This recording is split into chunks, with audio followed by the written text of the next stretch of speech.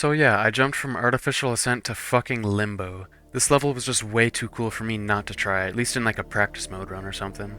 I was never planning on actually beating it, but I kept playing and was actually having a ton of fun with it despite it being so hard. I kept playing almost every day and ended up making some decent progress, getting a 42 to 60 run after 3 days, 78 to 100 after day 4, and 36 to 63 on day 5. I was progressing way faster than I thought was possible for my skill level. Like I said, my previous hardest was only Artificial Ascent, and I nearly even gave up on that, mostly due to Michigan's part.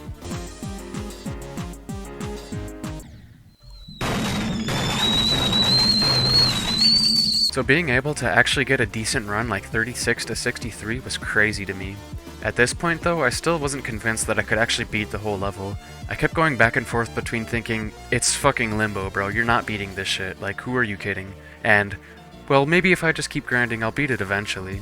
I kept casually playing and eventually got a pretty nice 63 to 100 run, a 52 to 100 a little bit after that, and then out of nowhere a huge 36 to 100 run on June 16th of this year, about 3 weeks after starting it.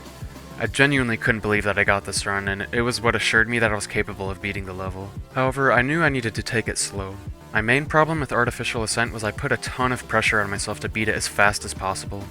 Every day that I didn't beat it, it just felt like a complete failure and a waste of a day, which was obviously extremely unhealthy. For Limbo, I knew it was way outside of my skill range, so my expectations for progress were basically non-existent. I had no issue with taking a break, and I did for a little over a month. I felt much more motivated when I came back, and started learning the first third of the level. At the time of my 36 to 100 run, I still hadn't touched the first third yet, which I knew was the hardest part, so I knew that I still wasn't close to beating it yet. Progress from 0 was fairly steady, with a 26% run, a fluke past Jeyzor with a 35% run, and eventually an extremely sad 51% fail, which was literally one click away from list percent. The click itself was also piss easy, which is a part of why I was so sad. No way. That's so dumb, oh my god. I really wanted to get list percent and submit a record, but I got burnt out again and didn't want to push myself. When I came back 2 months later, I made surprisingly fast progress, getting a 59% run the first day I came back, 63 the next day, and 66 a couple days later after an ungodly amount of deaths to the 63 wave. Come the fuck on! Come on! Come the fuck on! No, what the fuck? Again, it's just such a joke! I don't know what to do. I just can't stop dying here, bro. It was at this point where I switched over to a bug fix version of the level. Not for the 63 wave, but at 48%. Right before the infamous pink dash orb, there was a decorational spike inside of the slope that you slide on, and the hitbox sometimes just barely reaches you for some reason. I was getting extremely pissed off dying here as well. I could die to the fucking D-block bug, are you kidding me? Twice in a row! Are you actually fucking kidding me, dude? After 7 total deaths to this, I got a bug fix version approved by the demon list. And it was actually more like 15 deaths though, since I started anticipating dying to the bug, which if I didn't, I wasn't prepared for the next click and would just die stupidly. Either way, I was bummed out that I had to beat it on a copyable instead of the actual level, but maybe it wasn't all bad since the same day I swapped over, I got a huge fluke of 81%.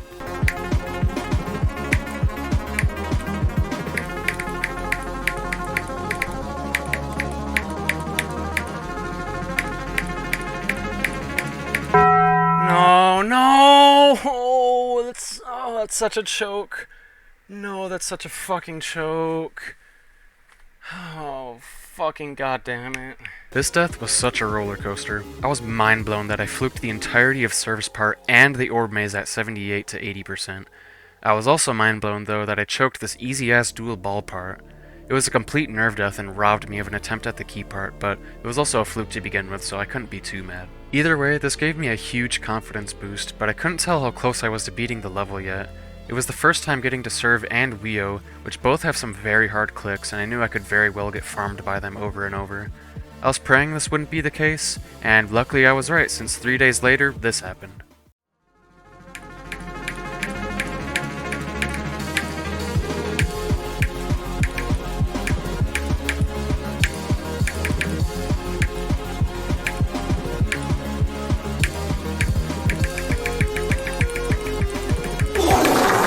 No way! I was way too nervous. I was way too fucking nervous. No, please. Why? Oh my god. Yeah, I really did not want to die to the key part, especially before getting to actually choose a key, but the nerves got the better of me. I was shaking so much that I just simply could not do the clicks correctly. And despite me saying this statement that aged extremely well, I lost motivation and took another month-and-a-half break. I was hoping, like with my previous break, that I would retain most of my skill and muscle memory, but I wasn't sure. This could either take several more months, or I really could beat it any day now. No fucking way! It's red! It's red! It's red! It's red! Oh my god! I got unbelievably fucking lucky on this level. Not only with this insane day one from coming back from a break fluke, but just with the level in general. I didn't die a single time to Surv or the orb maze at 78. That is actually disgustingly lucky if you know how hard those parts are. The second half of Surv have some wicked tight timings, especially with this UFO click. All the spikes have fixed as fuck hitboxes, and I feel like it's a big choke point for most people. And the orb maze is, well, it's the orb maze. It's probably the most chokeable part in the level, and I fluked it all 3 times I got to it. And that's not even mentioning the key part. Sure, I died to it once, but on the winning attempt, the key pattern was extremely easy. Some key patterns are borderline unwinnable.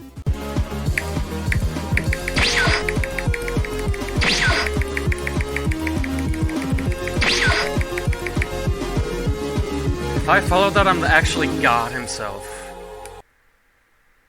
Holy shit. But this one did all easy movements except this quick corner to corner one. But that was after the wave part goes auto, so I could put all of my focus into tracking the key and easily follow it. I can't believe this is actually done. From doing a practice mode run for shits and giggles to actually completing the entire level 6 months and 50,000 attempts later, which is honestly way less than I was anticipating. This is also by far my favorite level in the game. It's so unique and creative while also being the most mechanically fun level I've ever played.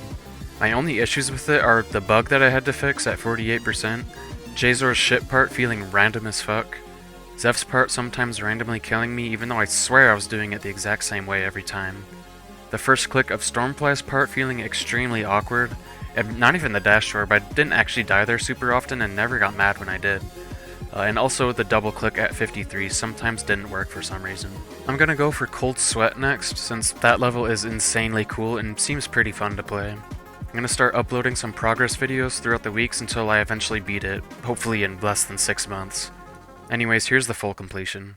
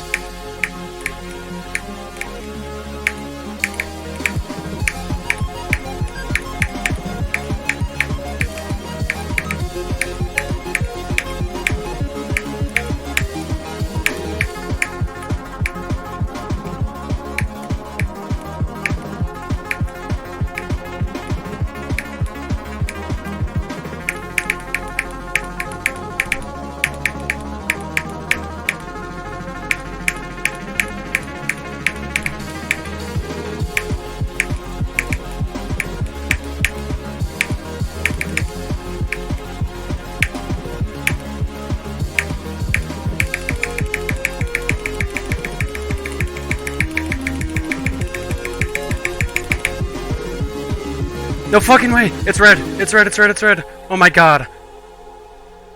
What the fuck? Dude, I didn't play this game for like a month and a half and I come back day one and I beat it? No fucking way. Dude, please. Please. I just beat fucking Limbo, dude! No fucking way! Oh my god. Oh my fucking god.